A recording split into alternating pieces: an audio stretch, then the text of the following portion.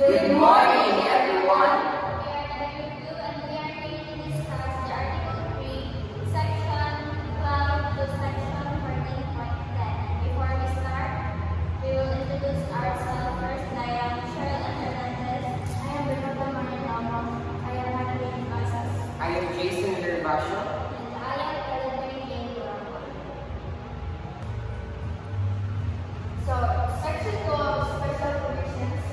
Following the established procedures, the institute shall, from time to time, formally separate policies on special programs related to special students with special enrollment, which may differ from the preceding provisions on academic policies such as admission, registration, etc., for the attainment of its goals and objectives. So, for example, students na enroll with special needs. So, may special program para sa ila. Then, Section 12.2, another grading system for advanced education courses may be adapted to achieve better results in terms of coordination and appropriate implementation. So,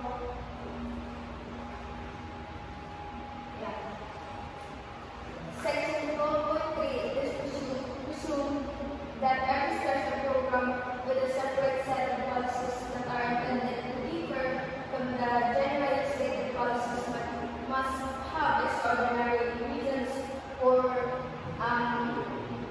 such special existence. So, for example, special students na enroll sa usa ka college. Therefore, any move to disregard these presumptions shall be preceded by a thorough study and evaluation. Section 30, rights and privileges of students, subject to the limitations prescribed by law and by school policies and regulations. The rights and privileges of all students in the institution are as follows. Section 30.1, every student shall have the right to receive quality education in line with the national goals and the educational objectives and standards of the school. So, every student is na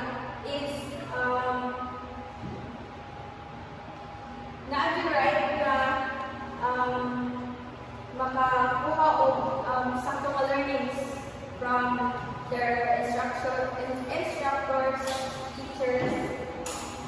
Section 13.2, every student shall be entitled to guidance and counseling services to enable him or her to know himself or herself to make decisions on his or her specializations to select from alternatives in the field of work in line with his or her potentialities. So every student is na-right na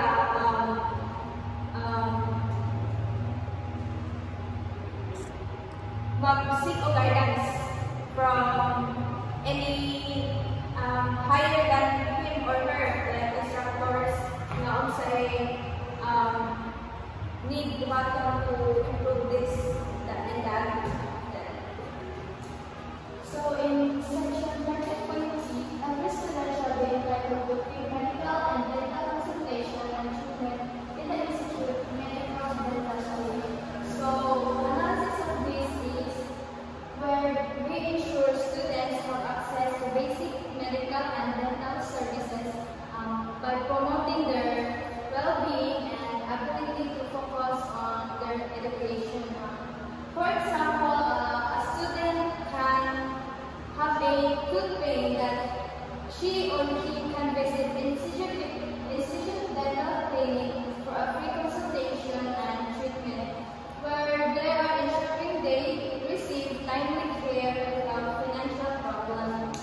So in section 13.4, so as you can see, students have the right to express their opinions on any subject guaranteed by the Constitution. tuition as long as it does not disrupt the work and the discipline of school. For example of this is freedom of expression.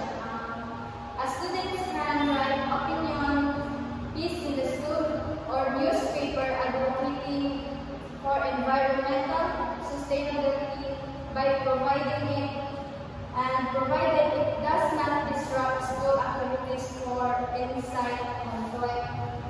So in section 13.5, every student shall have the right to participate in the formulation and development of policies affecting the school in relation to the locality, region, and nation through representation in the appropriate body of the school to be determined by the governing board.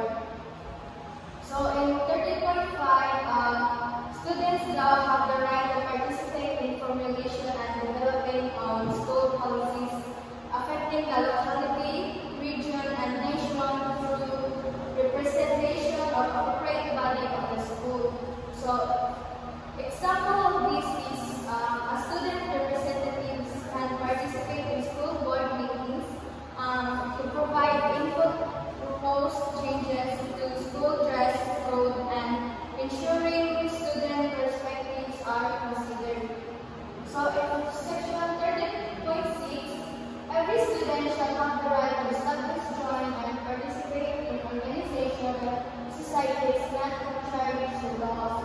So the summarization of this is students will now have the right to establish or to join and participate in any organization, and especially in any societies not contrary to law. Example of that is join our students in any organization like Fulcrum and others. So next to 13.7, every student shall have the right to receive reasonable protection within the school premises. Analysis of this is to ensure the safety and security of students within the school premises and creating a secure learning environment. Example is protection. The school implements security measures such as surveillance cameras and security personnel to ensure the safety of the student on and out of the campus. So in section 8, 13.8, every student shall have the right to inform of the rules and regulations affecting him or her. For example, is information. The school provides students with a handbook outlining the school rules, regulations, and disciplinary procedures, where ensuring students are aware of their rights and their responsibilities. Hello everyone, I am Erlandes and I will be discussing the section 13.9 to section 13.18. So section 13.9, every student's right shall not be discriminated based on sex and gender. So every student has the right to be involved in curricular and co-curricular activities. Means they can join academic, projects, clubs, sports, and other school programs that enhance learning and personal development. Participation helps students develop skills, confidence, and teamwork.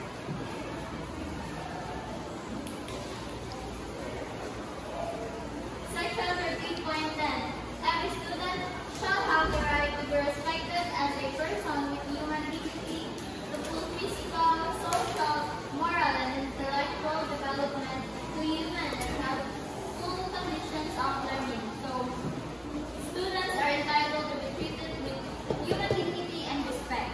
They should have access to safe and healthy learning conditions that promote physical, social, moral, and intellectual growth, ensuring a well-rounded education. Section 13.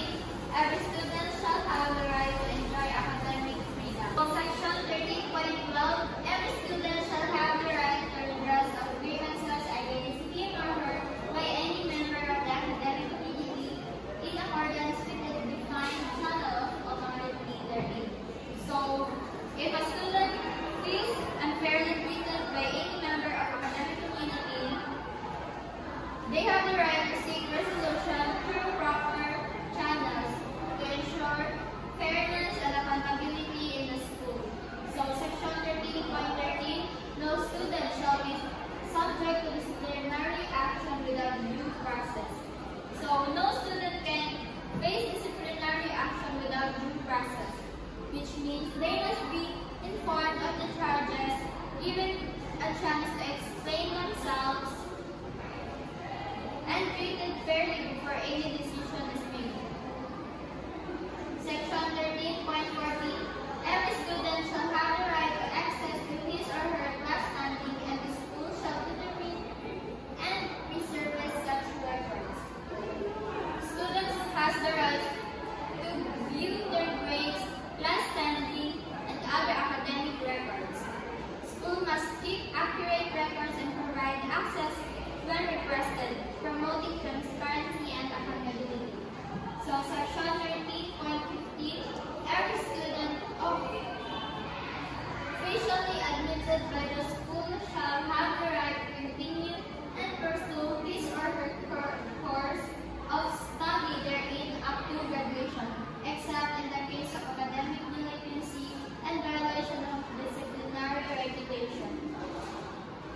So students officially enrolled in the school have the right to continue their course of study until graduation, unless they violate academic or disciplinary rules.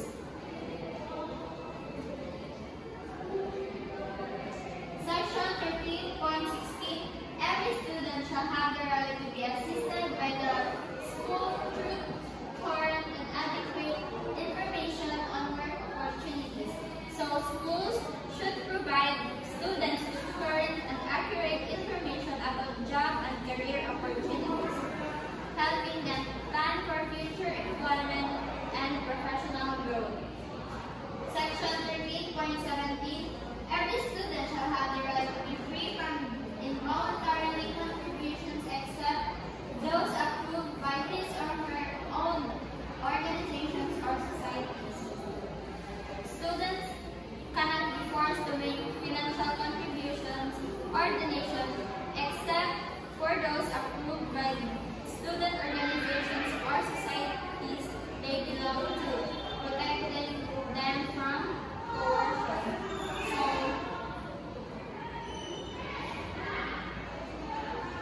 Section 13.18. Every student shall be entitled to expedite issuance of certificates, diplomas, transcript of records, grades and transfer credentials, and other similar documents within 30 days after request. So, students are entitled to receive certificates, diplomas, and other academic documents promptly within 30 days of request, ensuring the records are available when needed for application, transfers, and employment. Once again, my name is Jason Hervasio, and right now I am going to discuss to you about Article 13.19 to Article 14.4. First, I am going to discuss Section 13.19.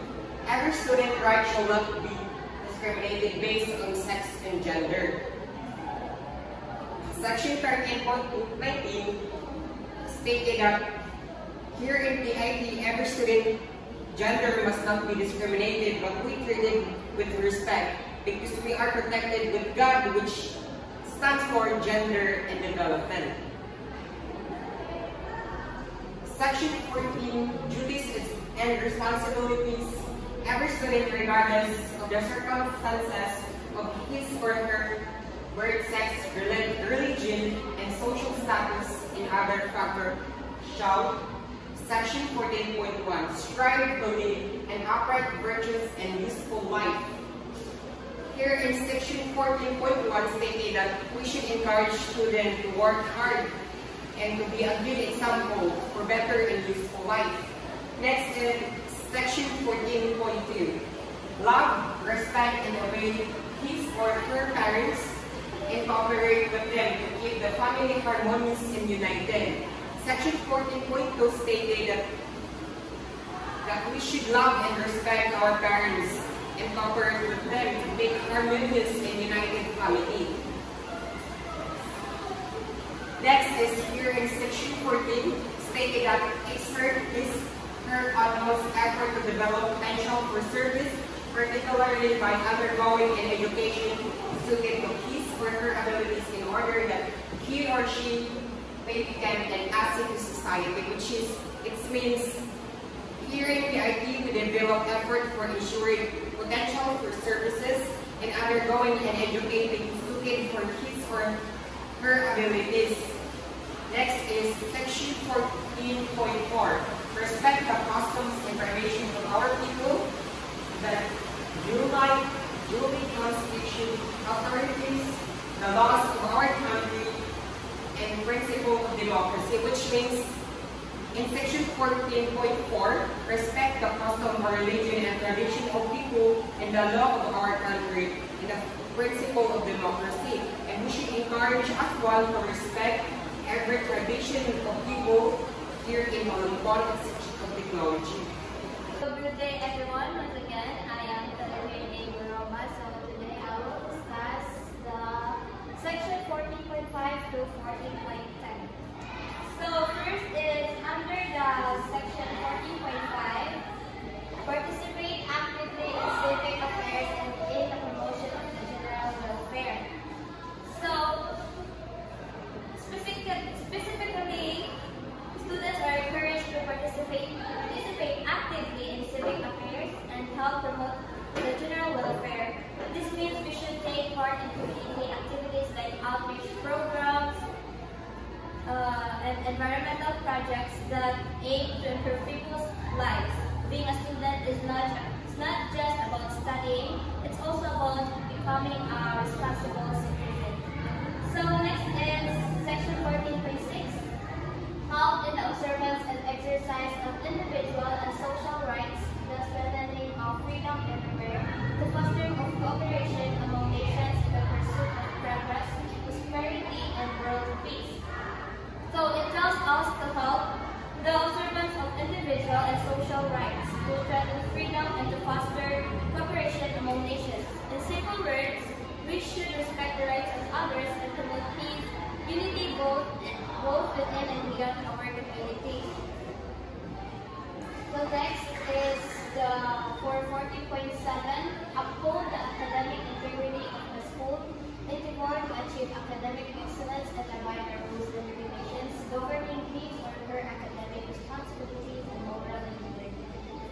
So we are reminded to uphold academic integrity.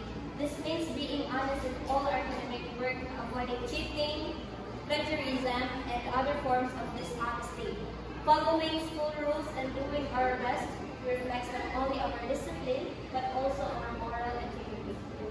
So in 14.8, promote and maintain the peace and tranquility of the school by observing the rules of discipline and by exerting efforts to attain harmonious relationship with fellow students, academic staff, and other school personnel. So we are asked to promote peace and tranquility in the school by being disciplined and respectful. When we maintain harmony with classmates, teachers, and staff, our school becomes a better place for learning and growth. Then, in section 14.9, participate actively in civic affairs and in the promotion of the general welfare, particularly in the social, economic, and cultural development of his or her community in the attainment of a just, compassionate, and orderly society. So that, again, highlights our role in civic life. It encourages us to help in the social, economic, and cultural development of our community. As students, we can contribute by volunteering, showing compassion, and helping to build an orderly and caring society. So lastly, the section 14.10. Exercise his or her rights and responsibilities and due respect for their rights. So it reminds us to exercise our rights and responsibilities with due respect for the rights of others. This means that while we enjoy our freedoms as students, we must also make sure that we don't harm, disrespect. So in conclusion, these responsibilities teach has that being a student is more than just academic achievement. It's also about discipline, honesty, respect, and service to others. If we believe by these values, we can help create a peaceful, progressive, and compassionate community. Dr. Gyo, thank you. And magbuhay.